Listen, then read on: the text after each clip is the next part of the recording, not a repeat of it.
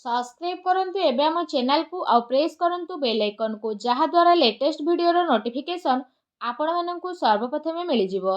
नमस्कार बंधुगण आपण माननकु हम यूट्यूब चैनल को स्वागत। बंधुगण आज आम जानिबा 3-4 तारिखर दिनटी आपणकर किपरि साब्यस्त हेबो, ए 2 दिन को आपण किपरि प्लानिंग करिवे, ता सहित जदि कहिबा केमिति रहिबो आपणक पई ए दिन, केउ सब जिनिस रे आपणको फायदा हेबो, केउ सबु जिनिस रे आपणको सावधान रहिबाकु पड़िबो, आपणकर लव लाइफ किपरि रहिबो, क्यारियर किपरि रहिबो, बिजनेस आउ व्यापार किपरि रहिबो, ता सहित स्वास्थ्यर महत्वपूर्ण इनफॉरमेशन मध्ये आमे आपण माननकु देबु। आउ ए वीडियो शेष रे आमे आपण माननकु किछि उपाय विषय कहबु, जहा द्वारा आपण ए दिन को आहुरी अधिक शुभ और मंगलदायक साब्यस्त करि परिबे। तेणु आगो को वीडियो आरंभ करबा पूर्व आमर आपणको रिक्वेस्ट कि जदि आपण आमर ए चैनल नुआ आछंती तो चैनल को सब्सक्राइब करंतु, सांगरे नोटिफिकेशन बेल को मध्य ऑन करंतु, जहा द्वारा समय समय सो नुआ नुआ वीडियो रो नोटिफिकेशन आपणको मिली जिवो।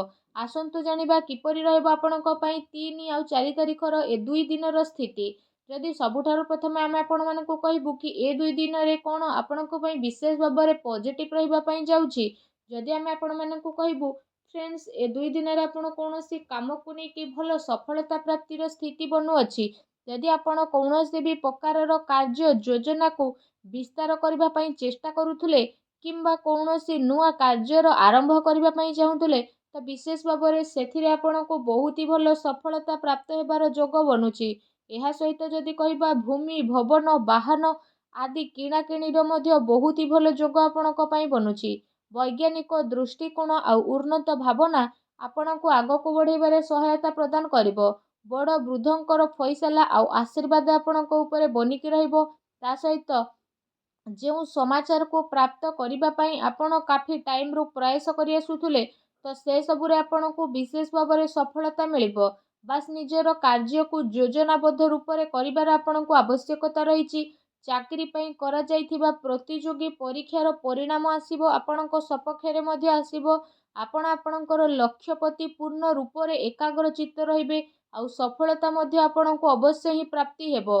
ज्ञानबोधक पुस्तक को पढ़िबारे आपण आपणको टाइम को स्पेंड करिवे। ता सहित कोनोसी आध्यात्मिक आउ प्रतिष्ठित व्यक्तिंकर आपणको आशीर्वाद मिलिबो, आपणको मार्गदर्शन मध्ये बनि जिवो। ता सहित राजनीतिक गतिविधि रे दूरता बनेकी रखंतु। एथिरे समय व्यर्थ हेबा परिवर्ते आउ किछि आपणको प्राप्त हेबो नाही। दिल अपेक्षा आपण दिमाग रू निर्णय नेबा पई चेष्टा करंतु।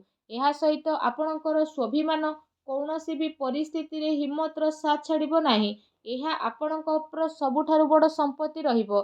संतानकर शिक्षा संबंधित कौनसी महत्वपूर्ण कार्य मध्य हेबो। कौनसी शिक्षा संस्थान रे आपण जाई मध्य पारंती, तथा दायित्ववान लोकंकर मार्गदर्शन आपणको पूर्ण अधिक मजबूतता प्रदान करिवो, जेउथि पई आपणको उचित परिणाम मध्य हासिलेबो। आउ आपणको मन बहुत ही प्रसन्न रहिबो। आसंतु जानिबा ए दिन रे आपणको पई कोन नेगेटिव रहिबो। जदि कहिबा भूल कथार प्रतिकार करिबा द्वारा अकारण रे ही लोक माने आपणको विपक्ष रे आसीबे, आउ आपणको बदनाम हेबार विशेष भाबरे संभावना बनुछि। ता सहित टिके भी लापरवाहीर परिणाम आपणकर भयंकर होई पारे। कौनसी संपर्कीयंकर स्वास्थ्य को नेकी ए दिन रे आपणकर टेंशन रहिबो। विद्यार्थी वर्ग हास परिहास आउ मनोरंजन आदिर व्यर्थ कार्य रे पड़िकी निजर पाठपढ़ा सहित समझौता करंतु नाही। पैसा मामला रे जदि कहिबा काहा उपरे आपण आदौ भी विश्वास करंतु नाही, एहा आपणको पई फायदावान साब्यस्त हेबो। राजनीति कार्य रे आपणको सावधान रहिबार आवश्यकता रहिछि। ता सहित कौनसी नुआ निवेश करिबा पूर्वरु आपण भल भाबरे जांच एवं पड़ताल करि नियंतु। ए समयर आर्थिक स्थिति आपणकर किछि भल रहिबो। घरर बड़ वृद्ध वरिष्ठ सदस्यंकर स्वास्थ्यर आपणको विशेष रूप रे ध्यान रखिबार आवश्यकता रहिछि। अजणा एवं अपरिचित लोकंक द्वारा व्यवहार रे लेन देन रे आपण सावधान रखिबार विशेष आवश्यकता रहिछि। खर्च उपरे भी नियंत्रण रखिबा, सेथि पई आपणको आर्थिक व्यवस्था रे मध्य काफी टाइम पर्यंत सुधारता आसीबो। ता सहित घरर लोकंक भितरे कौनसी हालका फुल्का नोक झोक मध्य होई पारे। एहा सहित विशेष भाबरे जदि कहिबा कौनसी संपर्कीयंक संबंधित कौनसी अप्रिय समाचार मध्य आपणको विचलित करि पारे। सेथि पई आपणको धैर्य एवं संयमता बनेकी रखिबार अति आवश्यक रहिछि। आसंतु जानिबा ए दिन रे आपणकर लव लाइफ किपरि रहिबो। ଯେଉଁ ଲୋକମାନେ ଏପର୍ଯ୍ୟନ୍ତ ସିଙ୍ଗେଲ ଥିଲେ ସେମାନଙ୍କ ଜୀବନରେ କୌଣସି ପ୍ୟାର ସାଥୀ ଆସିନଥିଲେ ଏବେ ଆସିବେ। ନିଜର ପ୍ରେମ ଜୀବନକୁ ଗଭୀର ଶାନ୍ତି ପ୍ରଦାନ କରିବା ଆଉ ଜଣକୁ ବୁଝିବାର ଦିନ ଅଟେ। ଜୀବନ ସାଥୀ ଏବଂ ପରିବାରଜନଙ୍କର ସହଯୋଗ ଆପଣଙ୍କର ଆତ୍ମବଳ ଏବଂ ଆତ୍ମବିଶ୍ୱାସକୁ ବଢ଼େଇବ। ତା ସହିତ ଆପଣ ଚିନ୍ତାମୁକ୍ତ ହୋଇକି ନିଜର କାମ ଉପରେ ଧ୍ୟାନ କେନ୍ଦ୍ରିତ କରିବେ। ଦାମ୍ପତ୍ୟ ସ୍ଥିତିରେ ଆପଣଙ୍କର ମଧୁରତା ଆସିବ। ତା ସହିତ ପରିବାର ଆପଣଙ୍କର ପ୍ରାଥମିକତା ରହିବ। ବିଶେଷ ଭାବରେ ଜୀବନସାଥୀ ଆପଣଙ୍କ ପରିସ୍ଥିତିରେ ପୂର୍ଣ୍ଣ ରୂପରେ ସହଯୋଗ ପ୍ରଦାନ କରିବ। ଏହା ସହିତ ମାତା ପିତା ଏବଂ ଘରର ବୃଦ୍ଧଙ୍କର ଆଶୀର୍ବାଦରେ ଆପଣ ଆପଣଙ୍କର ଆତ୍ମବିଶ୍ୱାସକୁ ମଧ୍ୟ ବନେଇକି ହିଁ ରଖିବେ। ତା ସହିତ ପରିବାରରେ ଏ ଦିନରେ ଶାନ୍ତିର ବାତାବରଣ ରହିବ। ସନ୍ତାନଙ୍କର ସହମତି ଏବଂ ଅଧ୍ୟୟନ ସମ୍ବନ୍ଧିତ ସ୍ଥିତି ଆପଣଙ୍କ ପାଇଁ ବନିବ। କୌଣସି ପୁରୁଣା ମିତ୍ର ମିଶିବା କାରଣରୁ ହାର୍ଦ୍ଦିକ ଖୁସି ଆପଣଙ୍କୁ ପ୍ରାପ୍ତି ହେବ। ଆସନ୍ତୁ ଜାଣିବା ଏ ଦିନରେ ଆପଣଙ୍କର ବ୍ୟବସାୟ କ୍ୟାରିୟର କିପରି ରହିବ। ଯଦି କହିବା ଏ ଦିନ ଆକସ୍ମିକ ଧନଲାଭର ପ୍ରବଳ ହିଁ ଯୋଗ ବନୁଛି। ପ୍ରତିସ୍ପର୍ଦ୍ଧା ଉପରେ ଆପଣ ବିଶେଷ ଭାବରେ ବିଜୟ ପ୍ରାପ୍ତ କରିବେ। ନୂଆ କାର୍ଯ୍ୟ ଆରମ୍ଭ କରିବା ପାଇଁ ସମୟ ଆପଣଙ୍କ ପାଇଁ ବହୁତ ହି ଭଲ ରହିବ। ଏହା ସହିତ କାର୍ଯ୍ୟ କ୍ଷେତ୍ରରେ ଯଦି କହିବା କାମର ଅଧିକତା ରହିବ ଆଉ ଦିନ ଆପଣଙ୍କର ଦୌଡ଼ା ଦୌଡ଼ିରେ ଯିବ।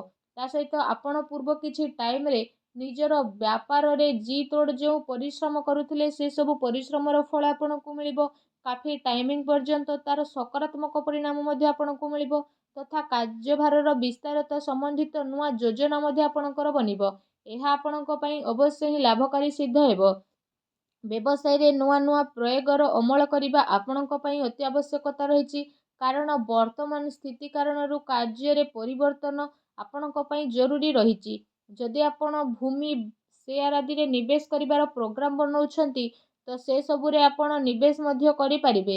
ଏ ସମୟ ଆପଣଙ୍କର କାଫି ଅନୁକୂଳ ଭରା ମଧ୍ୟ ରହିବ ଯାହା ଆଗକୁ ଯାଇକି ଆପଣଙ୍କ ପାଇଁ ବହୁତ ହି ଲାଭକାରୀ ସିଦ୍ଧ ହେବ। ଆସନ୍ତୁ ଜାଣିବା ଏ ଦିନରେ ଆପଣଙ୍କର ସ୍ୱାସ୍ଥ୍ୟ କିପରି ରହିବ।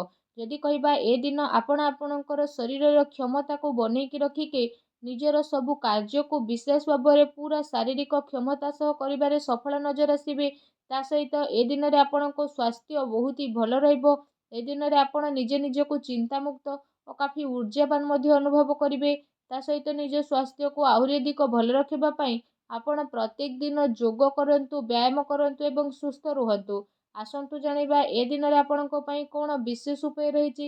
ଏ ଦିନରେ ଆପଣ ସ୍ନାନ ଆଦି ବିଶେଷ ଭାବରେ କରିସାରିବା ପରେ ଲାଲି ରଙ୍ଗର ଚନ୍ଦନ, ଲାଲ ଗୋଲାପର ଫୁଲ ତଥା ଏସବୁକୁ ଆପଣ ଲାଲ କପଡ଼ାରେ ବାନ୍ଧିକି ଭଗବାନ ବଜରଙ୍ଗବାଲୀଙ୍କ ମନ୍ଦିରକୁ ଯାଇକି ଭଗବାନ ବଜରଙ୍ଗବାଲୀଙ୍କ ଚରଣରେ ରଖିକି ଆସନ୍ତୁ ଓ ନିଜର ମନୋକାମନା ମାଗନ୍ତୁ।